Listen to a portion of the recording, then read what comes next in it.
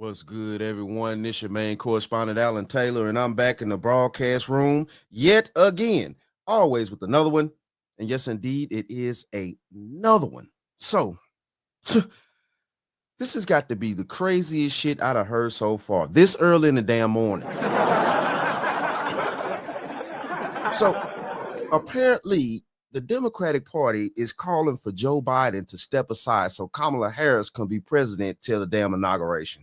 So what the French toast is there to think about? What is this? This got to be some of the sorest losing mindset that I've ever seen since I've been alive on this planet. Definitely in an election. This is crazy. So we're going to go here now. Listen, look, man, quarters, nickels, and dimes, people.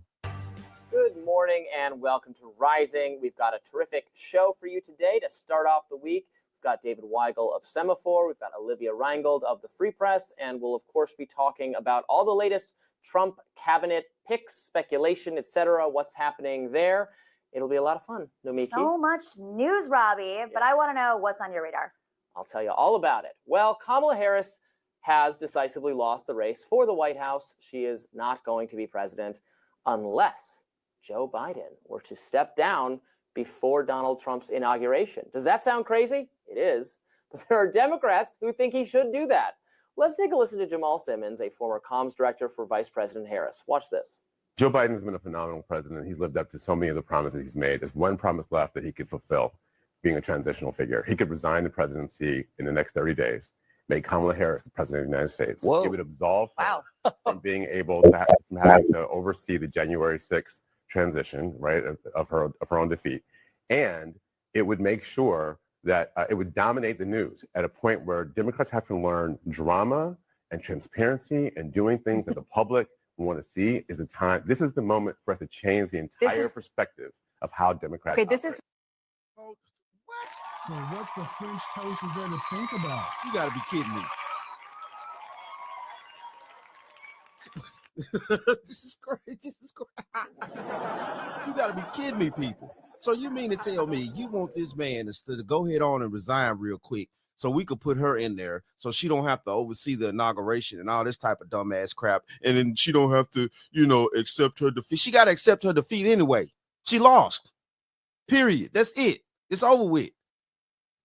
Man, you people are losing your day. And this bat right here with this stupid ass idea. So, okay, my question is here. So what would that make her? So what would we have? 46 presidents? Because Trump is the 47th, right? So she can't be the 47th. So, I mean, how would that work? Somebody tell me. Because that's ridiculous, man. You lost. Just accept the shit. These people out here are stupid, bro. This is ridiculous, man. And totally disrespectful to the process. We already didn't get the chance to vote for this broad in the primary. And now you just want to give her, you want to keep giving her to us? Why? What is she going to do in 30 days that she wasn't able to do in fucking 3-4 years? Man, y'all people sorry, bro. Y'all want to give us this damn broad so bad, man. Why? What has she got on y'all? What type of spell has she put over you people out here? This is crazy. It's now jumped from an internet meme to a Sunday morning show. Jamal's out here right now. Congratulations. Season of House of Cards. Similarly, the scholar Norman Ornstein wrote on X that he was warming to the idea of Biden resigning early so Harris can be queen for a day. I have a lot to say about all of that, but first, let's reflect on this historic moment. This is truly something I never thought I'd see. Some Democratic strategists and media figures are actually finally calling on Joe Biden to resign as president. It's about time, I say. Their opinions, after all, are finally catching up with those of the American people who have had serious questions about Biden's cognitive fitness and his ability to serve and perform the most important job on planet Earth. Even before Biden's disastrous debate performance in July spelled the end of his candidacy, the American people had collectively expressed widespread concerns. Polls showed that 76% of voters were concerned about Biden's age. 62% had major concerns. That was a poll, by the way, from February, which feels like a million years ago. It's sad, but inarguable that Biden's ability to conduct the performative acts of the presidency, answering questions from the media, giving speeches, etc., has declined dramatically even since then. Now, the debate made clear what virtually everyone worried was the case. The president of the United States is no longer capable of being president. We all know what happened next. At the highest levels, the elite donor class of the Democratic Party forced Biden from the ticket, canceling his reelection effort. Their argument implicitly was that Biden could not win because the American people no longer believed that he could serve another term. Even though questions about his ability to serve right now are also relevant, it's not as if the office of the presidency takes a vacation until January. World events are developing. The Middle East is in chaos. Russia seeks to press its advantage against Ukraine.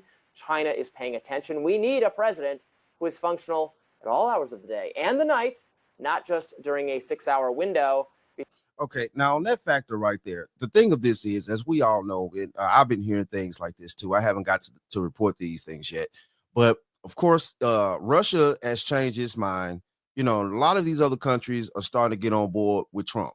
So whatever's going to go down, you know what I'm saying, it ain't going to go down whether they put whether Biden in there or Kamala in there. They ain't trying to work with them people at all, seriously. So, you know, you can cancel Christmas on that shit. But I guess, you know what I'm saying, technically they're going to wait till Trump take office and then they're going to work with Trump. So whatever's going down, obviously they're going to try to make peace and stuff like that as soon as Trump get in office. So it is what it is here, people. Between 6 a.m. and 4 p.m., 10 a.m. and 4 p.m., excuse me, is I think what they actually said. That's something, by the way, that those in his inner circle have all but admitted. This is a president who can only fully work, fully capable during that limited time window. Which brings me back to those voices on the Democratic side, who I led with this segment hearing from, who now think Joe Biden should step aside and make Kamala Harris temporarily president. Let's think for a moment about what they're saying. We should make Kamala Harris the president, not because Joe Biden is old and incapable, but because it would help break that glass ceiling, and it would be a historic moment to have the first black female president. She ain't black. And then at the same time, too, this is the issue. Yes, this is crazy. So we just want to do this for 30 days or just for some feeling of, you know, the first black woman president, the first woman president. It's just the feelings. It's the feelings. This is totally disrespectful to the whole process of the election period. This is ridiculous right here. You know what I'm saying? And be honest with you, I hope he don't do that dumbass shit.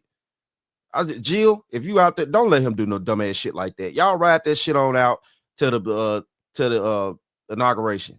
Screw all that shit. Screw her too. They still want to. This is crazy. This is, in my view, insulting and infantilizing.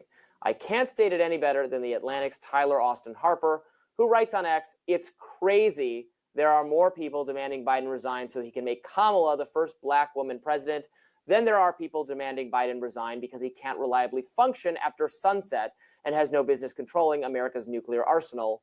What a world." Right.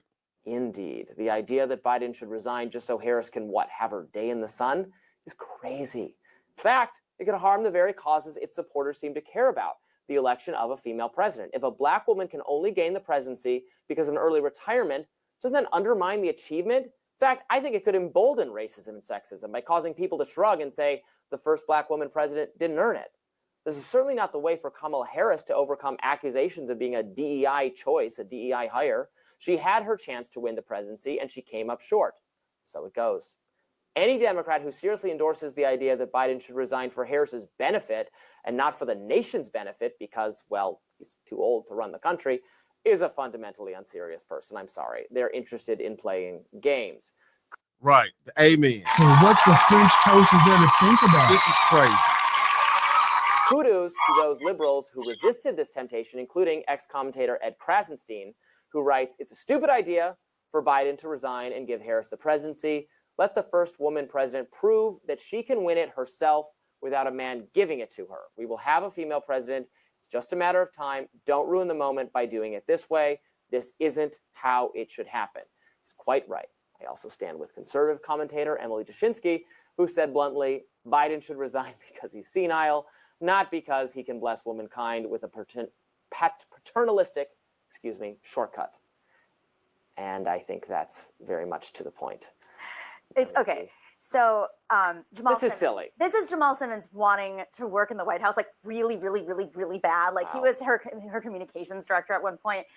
People are losing their minds. I had a migraine for 2 days because there was smoke in New York, but because of all the fires, but also because people are losing their minds. I couldn't keep up with it. The texts coming in, the crazy takes. Everyone wants to know what's going on in the DNC, asking me for, my take on things.